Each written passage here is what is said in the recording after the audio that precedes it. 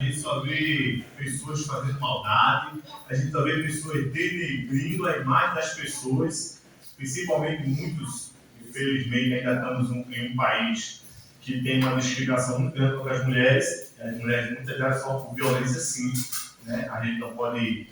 Mas a gente precisa de amor. Se o mundo tivesse amor, e o amor, ele é a personificação do nosso Deus.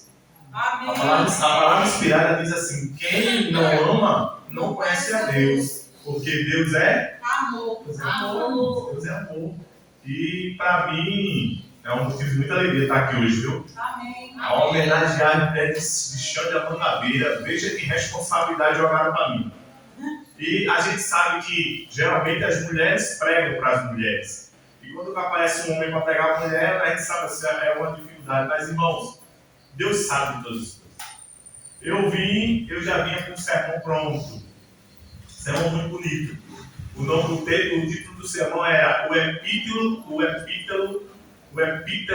repetitivo. O epíteto repetitivo. É uma mensagem muito boa, teológica, sobre o jeito de Deus lidar com o ser humano. Né? Por exemplo, naquela passagem de Marta, que Deus diz: Marta. Né? Tem outra passagem que diz: Pedro.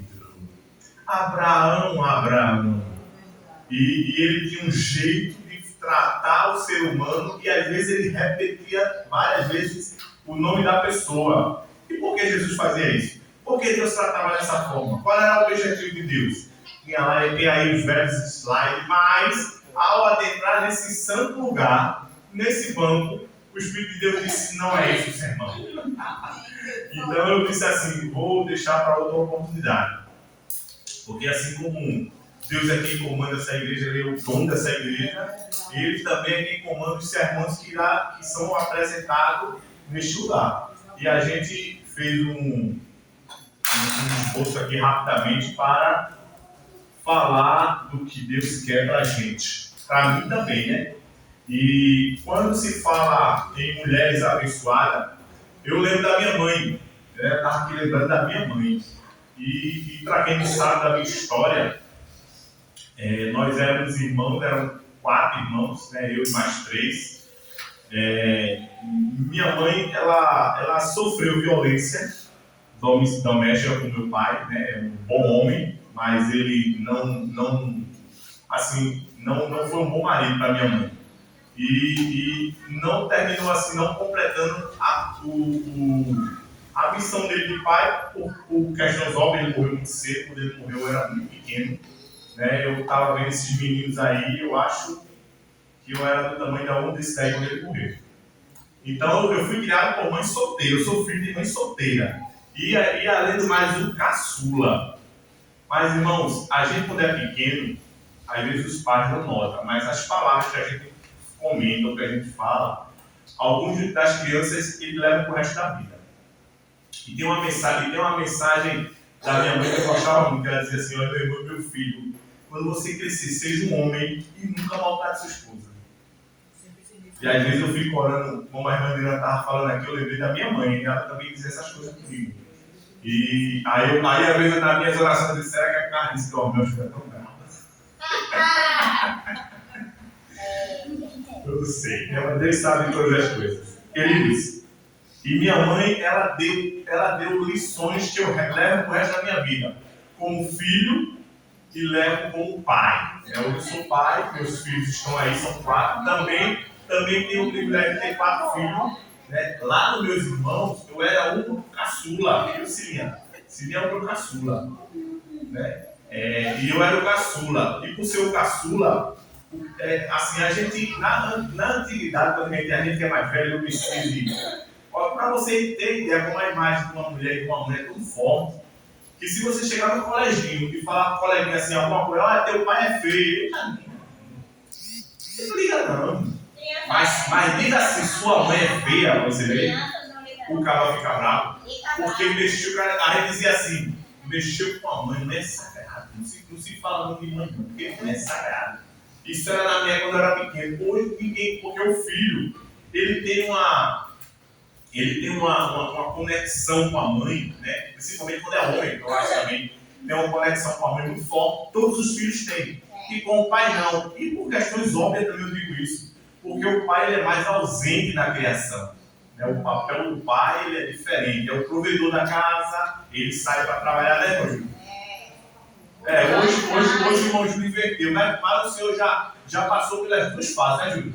Quando era na época de Anderson e Sandrinho, Júlio também só vivia fora. Aí, inclusive, o Júlio passava a noite, chegava no madrugada e ele virava um dia trabalhando, né, Júlio? Era isso ou não? Aí hoje o irmão Júlio ele tem o privilégio de inverter. Ele está vendo agora o papel de criar. Né? Mas geralmente esses papéis são das mães. E por conta disso, obviamente, os filhos se apegam. Mas quando a gente cresce, a gente também entende os papéis do pai, né? O sacrifício que os pais fazem para sustentar. Mas hoje a gente está falando de mulher, né? E a importância que elas têm. Então vocês, mulheres, têm uma importância muito grande. A ponto dos ensinamentos que ela dá, que vocês, mulheres, dão, os filhos levam para o resto da vida.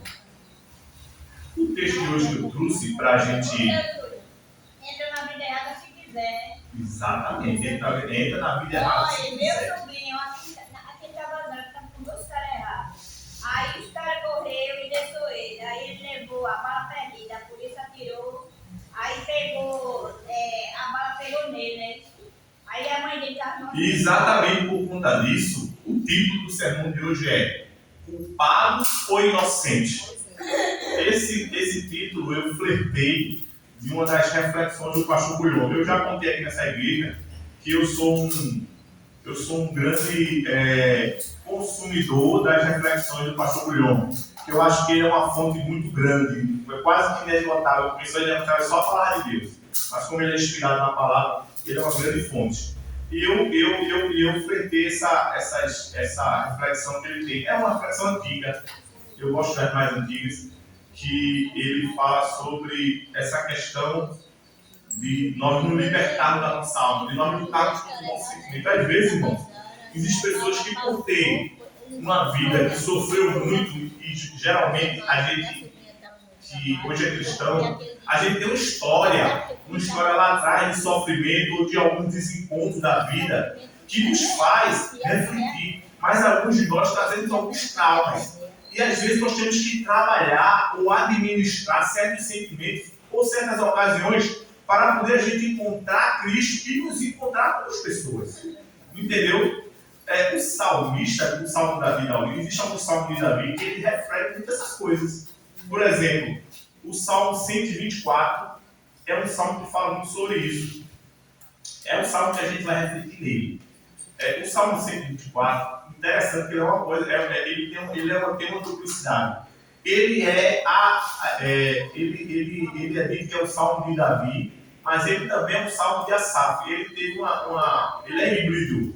Eu acredito que Asaf colocou a melodia do salmo e Davi escreveu a realidade do salmo. Porque provavelmente tenha sido de Davi. Porque Davi ele conheceu as histórias. Esse salmo ele é atribuído quando o povo de Deus ele foi liberto de Babilônia. Sabe? Quando ele foi liberto de Babilônia, ele teve alguns encontros e alguns desencontros, mas sobretudo foi uma grande alegria, né? Uma grande alegria. O Salmo 24 é um dos salmos de Asaf, que também é atribuído a Davi, né? Que foram escritos no período do exílio babilônico.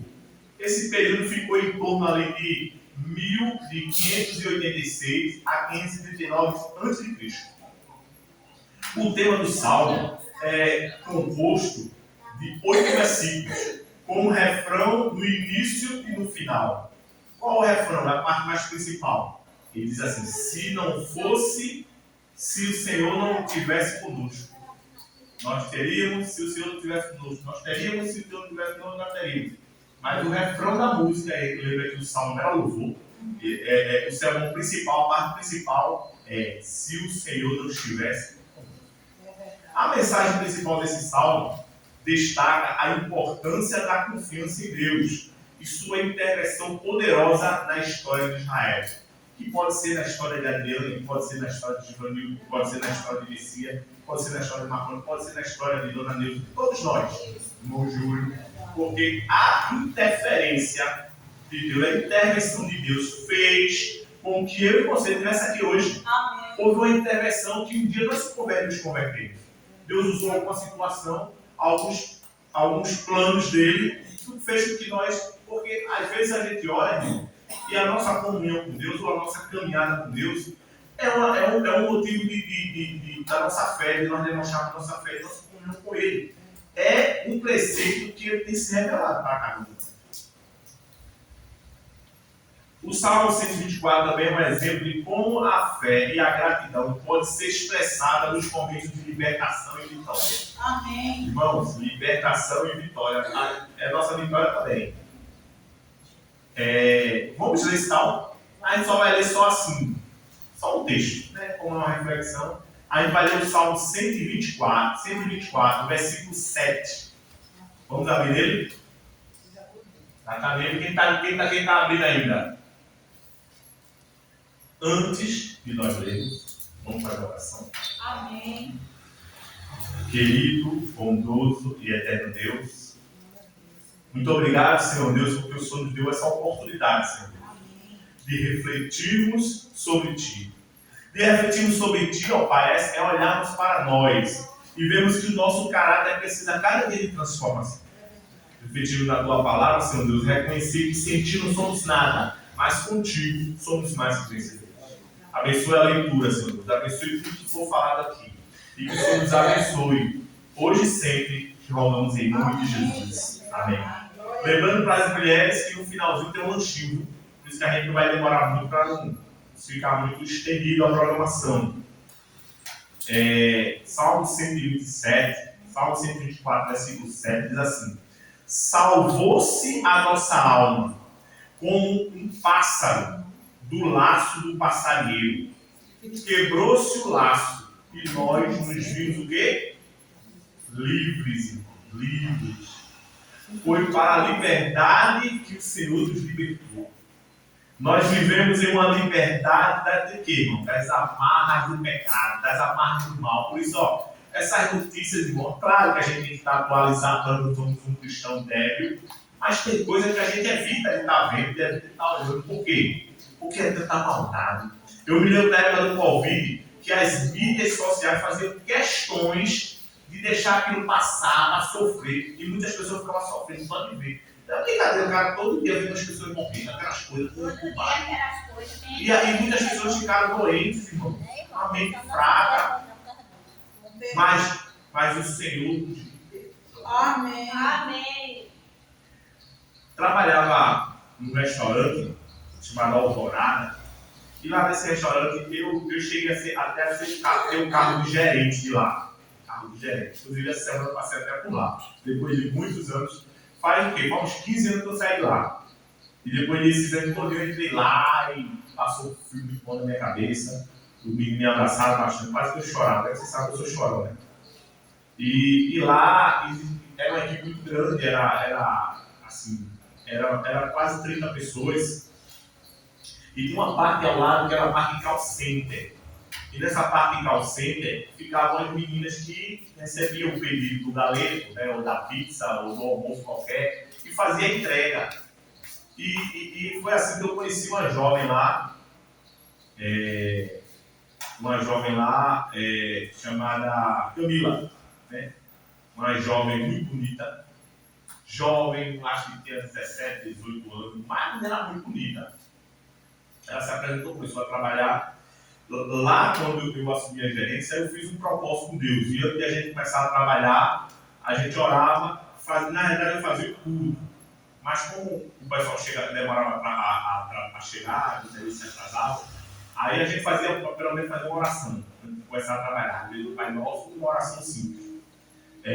Com o consentimento do irmão, claro, né, eu não impor isso de forma alguma. Mas ele me consentiu, disse: não, pode orar, não tem problema. Era uma jovem bonita, mas um dia ela chegou para trabalhar e disse: irmão, quero me chamar de irmão. Irmão, eu preciso falar com o senhor. Depois. Tipo assim, né? Aí eu senti que ela estava diferente, né? Tinha sido maquiada, mas ela estava lá, o aspecto diferente. Aí quando começa a conviver com as pessoas, eu conheço quando a irmã Adriana chega aqui, que ela não está bem. Eu conheço quando o irmão Messias chega aqui, que não está bem. Quando o meu Marconi chega aqui, que não está bem. Eu acho que é por isso que eu quero fazer uma faculdade de psicologia. E quando a irmã dela está falando Vitória, hoje Vitória não está bem. Não sei se vocês perceberam, Vitória não está bem hoje. Né? A Vitória está querendo pegar ela, passou os dias com a garganta. E eu conheço quando cada hoje Paulo também não está bem, Paulo está diferente. Então, eu conheço quando as pessoas não estão bem. E claro, isso é bem com a convivência. Um dia desse a irmã dele disse, tem uns dias que eu percebi que o senhor não estava bem comigo. Então ela percebeu por quê? Porque ela convive comigo. Então as pessoas, a gente quando as pessoas não estavam bem. E eu percebi que a Camila não estava bem. E como ela disse que ia falar comigo, eu disse, vamos falar agora? Ela disse, não, mas pode ser. Eu disse, não, mas vamos agora. Aí chamei ela no canto assim, um corredor, né? Que fica lá, que sai para ficar no motoqueiro que envolve e trabalha até hoje lá. Aí ela disse para mim, eu queria um conselho, senhor. Aí eu disse, que conselho? Ela disse, ontem à noite o meu namorado me bateu muito. Na frente de um bocado de gente. Ela me disse isso chorando. Ela começou a falar comigo e ela começou a chorar. E ela disse, eu sei que eu devo deixá-lo, mas eu gosto muito dele. É uma pessoa boa. Mas eu queria que o senhor me aconselhasse. O que é que eu devo fazer? Eu disse para ela, minha filha, você não está precisando de conselho. Você não está precisando. Você já sabe o que tem que fazer. Ela mesmo falou o que ela tem que fazer. Eu disse a ela, você não precisa de conselho. Cadê? Eu escrevi. Você não precisa de conselho. Você está lutando contra você mesmo. Contra os seus sentimentos. Esse sentimento está lhe enganando. Justificando aquilo que tem sido uma norma. Um momento de raiva, mas que depois vai ficar tudo bem. A questão é, vale a pena você continuar com esse relacionamento ou não? Eu não vou responder, você vai viver. A menina baixou a cabeça e foi embora. E nunca mais eu vi ela. Por que eu estou contando essa história? Porque essa semana eu encontrei com ela, lá no meu trabalho, assim, na praça, ela foi lanchar. E aquela menina que era bonita, estava acabada. Meu Deus. Aquela menina que tinha um brilho muito grande nos olhos, aquela coisa que chamava a atenção de todo mundo. Tanto ela que eu não a conheci. Ela que me reconheceu. Disse, irmã, eu disse, outra jovem. Até hoje aconteceu o negócio, foi juro, quando a gente vinha, a mulher faz nascer pra mim, eu pensei que ela estava me dançando, mas era uma pessoa que estava atrás de mim. Eu não conhecia, ela disse, não conheço você de onde, amigo? Você está lembrado de mim, meu nome é Camila, eu disse, não. Você lembra não da Alvorada? Eu disse, eu trabalhei na Alvorada, não lembro de você não. Você lembra, rapaz, eu era tão cedo. Eu demorei, irmão, eu passei com aquela história, irmão, do cara da ótica. Eu demorei para conhecer a mulher. E ela disse, não está lembrada não, irmão, o que eu contei? Aí quando ela disse, eu chamei o senhor para me dar um conselho aí. Veio o start, né? Ô Camila, me perdoa, como é que você está? Como é que está a sua vida? E o seu namorado? Ela disse assim, eu casei com ele. E eu casei com ele. Eu apanhava todo dia dele. Eu vivi um inferno na minha vida. Eu passei umas noites pensando naquilo que o senhor falou, mas eu fui teimosa. E eu continuei com ele. E sofri. Hoje, faz alguns anos que ela se separaram, e esse detalhe dele. Mas, irmãos, imagina a consequência que a mulher teve. Veja como é que a mulher ficou. Só Jesus eu não entrei em detalhe, né? Porque a gente que é homem é perguntando cabelo para a mulher. Mas imagina os detalhes das feridas que ela carregava na vida.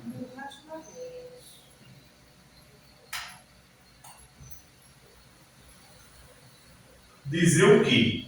O que ela já sabia, o que esperava de um relacionamento com aquele, seria cruel para que abrir mais ferida ainda. O verso de hoje fala sobre isso, né? O salmista louva o nome de Deus por suas obras que justificam a libertação. Jesus veio a este mundo e quebrou o laço que amarrava as amarras, os laços do inimigo. As verdadeiras arapucas estão dentro de nós mesmos e nós não queremos reconhecer. Ela disse uma frase para mim, irmão, agora eu estou liberta de todo aquele sentimento, de toda aquela amargura, de toda aquela violência psicológica, porque além da física, tem também a pior, viu? A pior é a psicológica, a gente sabe disso. Com frequência dizemos, fomos enganados. E às vezes, irmãos, a gente nos faz de vítima. Irmão, se tiver um problema, saia. Mulher, homem. Se você vê que não dá para você, saia. Não adianta arriscar, vai melhorar o negócio. Vocês meninas que estão mais novas. Não, quem pegou, arrancou, beijinho, brincadeira. Não é brincadeira. Isso é coisa séria. Porque Jesus, ele já deu libertação, assim como ele deu libertação ao povo lá de Israel, quando eles saíram de Babilônia. Foi uma felicidade grande. Foi a menor, irmão. Quando eu vi a mulher falou para mim uma felicidade tão grande. Mas, irmão, hoje eu estou liberto. Amém. Hoje eu estou liberto e estou com Cristo. Amém. Não é adventista, mas eu fiquei tão alegre de reconhecer a história dela, mesmo sem reconhecer ela. Ela tem um problema emocional chamado dependência emocional. Tem gente que é assim, né? Não, Não, eu vou ficar, ele vai melhorar, eu vou orar a Deus. Ele não, se rolar violência em qualquer âmbito, não, Jesus não está assim não trabalha assim dessa forma. Se não dá, não dá. Jesus veio nos libertar da ingenuidade. Quando fala essa palavra ingenuidade, irmão, me lembrei de mim. Quando eu cheguei lá no meu trabalho, que eu trabalho hoje, eu passei um tempo sendo gerente, mas passei um bom tempo sem fazer nada, eu perdi o mercado, perdi essas coisas. Assim, eu sou líder da igreja, ainda sou líder dessa igreja, mas, irmão, não está muito mal. Quando eu cheguei lá, você vai ser um gerente. Aí eu disse, que coisa bonita. Aí eu cheguei lá, irmão, a minha liderança lá da empresa não durou 2 meses. Maldade, muita coisa. Aí eu cheguei para a patroa e disse, faça o seguinte, dona Elisa, embora você trabalhe de novo, quero mais ser gerente. Por quê? Eu não ia conseguir levar. Eu olhava para trás, eu tinha minha filha precisa de mim. E aí acontece que hoje chegou uma psicóloga lá, uma gestora, e ela está querendo que eu volte para lá. E eu não estou querendo ir. E eu estou orando muito a Deus. Por quê, irmãos? Porque o mundo está mal. Gerir pessoas do mundo não é igual a gerir pessoas da igreja, não. Diferente. É muito diferente. Olhe por mim, eu não sei qual é o plano de Deus. Deus disse a mim que eu ia passar um tempo lá e ia sair. E eu não sei que tempo é esse, quanto tempo aí vai ser esse tempo. E eu fui lá para ajudar meus amigos, que eles são meus amigos. Eles são amigos de fé mesmo, são amigos de fé. Mas Deus sabe todas as coisas. Uma coisa eu sei, Deus nos libertou. Ele tirou de toda a maldade, irmão, do laço do passado. Olha, essa palavra salvou a nossa alma como um passarinho, do laço do passarinho. Ele quebrou os laços e nós nos vimos. Amém. Tudo que é de maldade, tudo que é de coisa que veio para nos amarrar. Cristo, olha, libertou. Cristo libertou. E essa é a nossa realidade. Não vou aqui no tabela.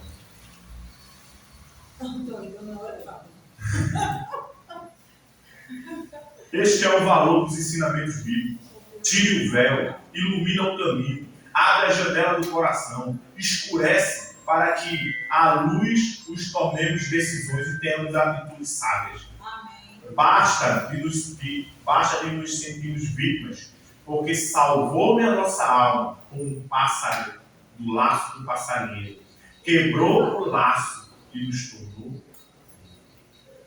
Nosso desejo da oração, irmão, é que vocês nunca se esqueçam. Vocês já são livres. Amém. Deus já libertou vocês, mulheres, para que vocês livres possam pregar a liberdade em Cristo. Amém, Jesus. Se o Filho vos libertar, Verdadeiramente sereis livres. Esse é o nosso desejo, essa é a nossa oração. Amém? Amém. Glória a Deus. Vamos encerrar.